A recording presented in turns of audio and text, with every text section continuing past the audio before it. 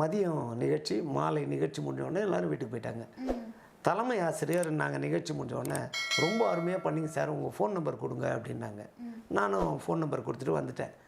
அடுத்த நாள் காலையில், சார் உங்கள் பொம்மலாட்ட நிகழ்ச்சினால் ஒரு வீட்டில் பெரிய மாற்றமே ஏற்பட்டுச்சு அப்படின்னு.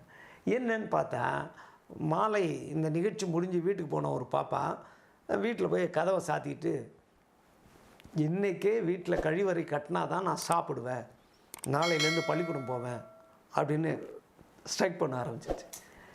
உடனே அவங்க அப்பா கொஞ்சம் வசதியானவர். உடனடியாக அதை வந்து கழிவறை கட்டுறதுக்கான ஏற்பாடெலாம் பண்ணி அந்த மெட்டீரியல்லாம் வாங்கிட்டு வந்து குழந்தை முன்னாடி காட்டிட்டேன். பிறகு தான் குழந்தை கதவை திறந்தே வெளியே வந்து அன்றைக்கி சாப்பிட்டு தான். அடுத்த நாள் அவர் வந்து காலையில் விசாரிச்சிருக்காரு தலைமை ஆசிரியர்கிட்ட, என்ன நடந்தது, என் பொண்ணு பள்ளிக்கூடத்தில் இந்த நேரம் வந்த உடனே வீட்டில் வந்து கக்கூஸ் கட்டுங்கன்னு போராட்டமே பண்ணிடுச்சுங்க, நான் இப்போ கட்ட ஆரம்பிச்சிட்டேன், என்ன ஆச்சு அப்படின்னா. ஒன்றும் இல்லை, நேற்று ஒரு பொம்மலாட்டத்தில் சொன்னாங்க. அப்போது பொம்மலாட்டம் என்பது எப்படிப்பட்ட விளைவை சமூகத்தில் உண்டாக்குதுன்றதுக்கான இது உதாரணம். ஒரு குழந்தையின் மனதில் அவ்வளோ பெரிய மாற்றத்தை உண்டாக்கி வீட்டில் கழிப்பறை கட்டாங்க. அப்போது நாம் சொல்லுகிற கருத்து வந்து ஏனோதானோன்னு சொல்லக்கூடாது, சமூகத்துக்கான கருத்து, அதை நல்லா சொல்லணும்.